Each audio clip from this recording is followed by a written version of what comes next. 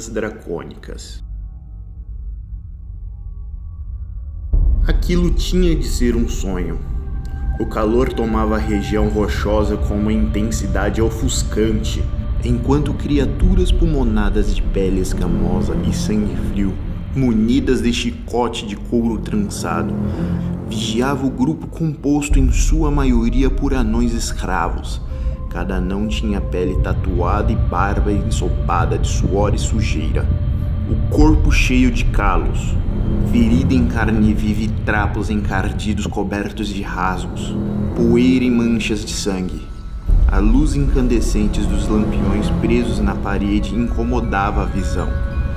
A todo momento, os escravizados tentavam não cair diante dos seres reptilianos e o estalar de chicote que rompia a barreira do som. Além do ruído das correias de couro, ouvia-se também os impactos de ferro de marreta contra a rocha sedimentada e o arrastar lento de vagões de metal sobre trilhos. A mina ficava no final de um canal de túneis de areia, argila e cascalho, de onde o grito de qualquer ser ecoaria insignificantemente por paredes azul escuras. Pior de tudo, no entanto, era o cheiro.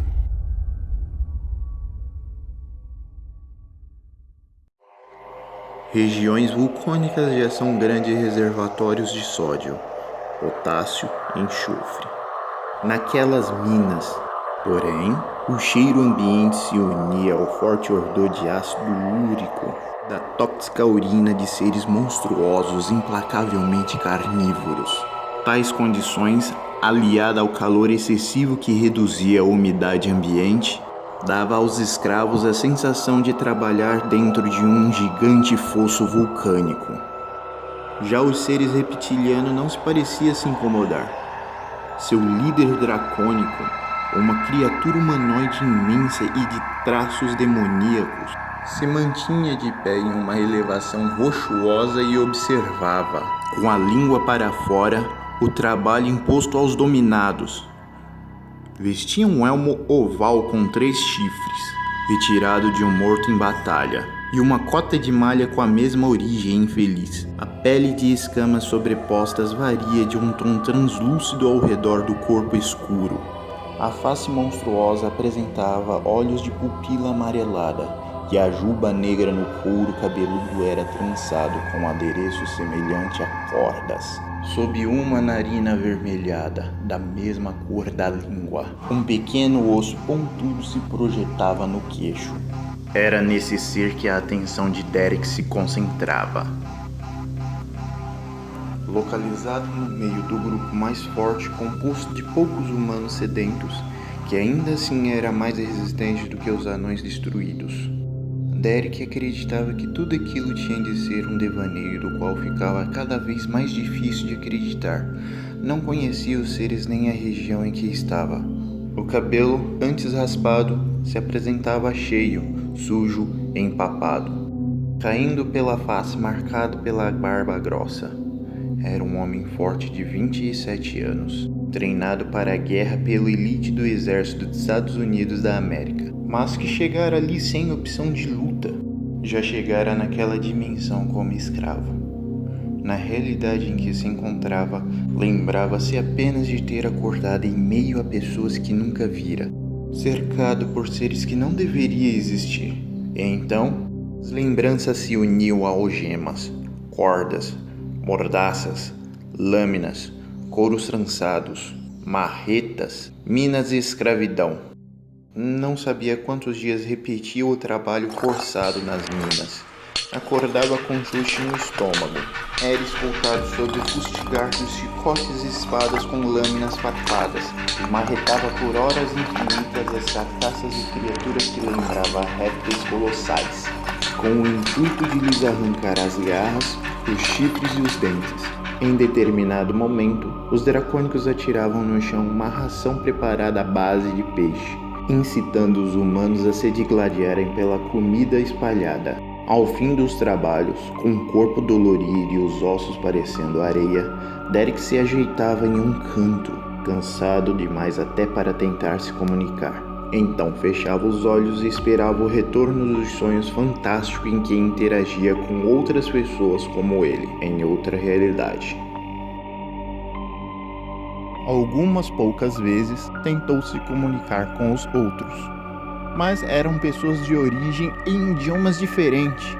Havia um casal de olhos puxados, 2 homens de pele negra e 3 humanoides, uma fêmea e 2 crianças. Dotado de pele cinzentada, quase sem pele, com símbolos tribais gravados como cicatrizes. Silenciosamente, contudo, como é a maneira dos submissos, entre eles se iniciou uma linguagem de sinais e atitudes. No início, todos brigavam pela ração despejada pelos escravocratas. Aos poucos, porém, controlaram o instinto animal. Passaram então a simular as brigas, por isso agradavam os dracônicos, mas não mais disputavam os alimentos. Guardavam migalhas para os de menos sorte. Quando a sós, cuidavam dos feridos e simplesmente continuavam a rotina. Uma rotina que Derek começou a analisar. Reparou que, apesar do caos aparente que viviam, os dracônicos seguiam determinado padrão. Acordavam os escravos no mesmo horário, escoltavam todos da mesma maneira e os obrigavam a desempenhar as mesmas funções. Comiam sempre na sala sem porta, improvisado uma brecha geográfica para que todos os escravos pudessem vê-lo se banquetear com uma bandeja de carne crua e misturas que lembrava mingau preto. E nas canecas, sangue. A euforia era compartilhada e eles rosnavam em grupo. Quando torturavam o esgotado, o sadismo se espalhava em apreciação coletiva. Sabiam, de uma maneira própria e primitiva, contar os escravos ainda vivos, assim como os cadáveres. Como não via a luz do sol e não tinha noção real do tempo, era assim que Derek controlava a passagem dos dias. A hora que contava os vivos era o início, os cadáveres, o fim. As divisões eram bem claras. Os humanos martelavam carcaças de mais de 5 centenas de ossos a fim de extrair queratina, presas e garras que pudessem ser posteriormente moldadas em armas e adereços. Gigantes encolerados giravam uma espécie de espremedor, um mecanismo circular que comprimia parte dos répteis colossais, de cujos membros decepados ainda fosse possível extrair sangue. Anões empurravam vagões de metal ensanguentado por barras de aço laminado atravessados sobre dormentes, conduzindo-os até os dracônicos, que armazenavam sangue em galões, e então, ao final do dia, uma chave de ossos com 5 pontas era utilizado para revelar uma abertura em uma parede rochosa, liberando assim o caminho para um mundo que os escravos já não se lembravam mais. Uma chave em posse do mesmo dracônico de elmo oval que vigiava o trabalho escravo com a língua para fora. Uma chave que Derek lhes desejava tomar. Começou com um desenho. Ao fim do dia, antes de dormir em um canto improvisado com uma jaula nas rochas frias, Derek reuniu o grupo e desenhava com pontas de pedras na poeira do chão.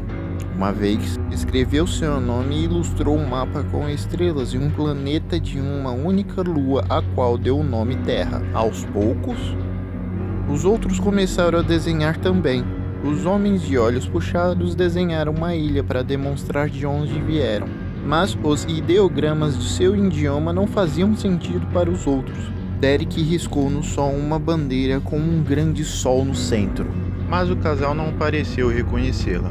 Um dos de pele negra rabiscou um continente gigantesco, e sua língua tribal apresentava o mesmo conflito dos ideogramas. As crianças de pele acinzentada desenhavam o que parecia uma nave espacial, mas nenhum dos outros levava a sério, já que é compreensível a loucura que assolava a mente dos outros escravos. Todos os dias, ao menos um cadáver de anão era envolvido em um pano que lembrava uma mortalha infantil. Se estivesse doente, o corpo era queimado em um caldeirão fervente localizado acima do centro da mina. preso por um engenhoso sistema de canos, que servia também para fundir o metal extraído. Se estivesse sadio, sua carne era devorada por dracônicos e apenas os ossos atirados no caldeirão. A forja central era a maior, porém não a única. Diversas outras se espalhavam pelo local, menores, mas todos conectados ao sistema hidráulico para onde corria também os galões de sangue extraído.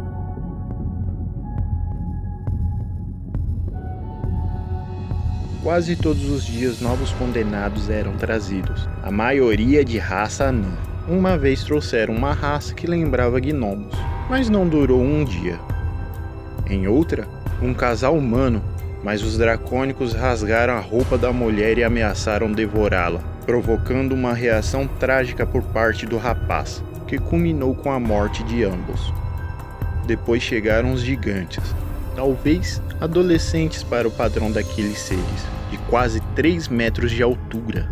A corrente que lhe prendia os pés era estreita e limitava os passos. Não era raro um deles se desequilibrar e cair com um estrondo e receber chicotadas, pauladas ou chute no corpo já ferido. No pescoço, amarravam uma gargantilha que os reptilianos prendiam um bastão apertando como um torniquete quando necessário.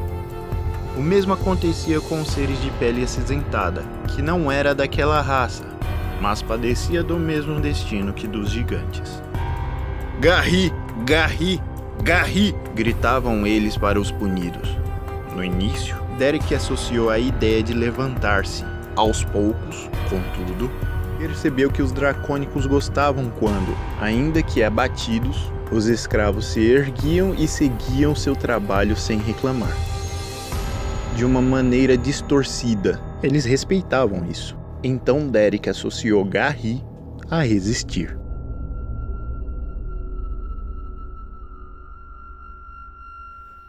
Quem trazia os novos escravos era um humanoide de origem anfíbia, dotado de grandes olhos amarelos, couraças nas costas e pele azulada com manchas pretas sem escamas, glandulares e umedecidas.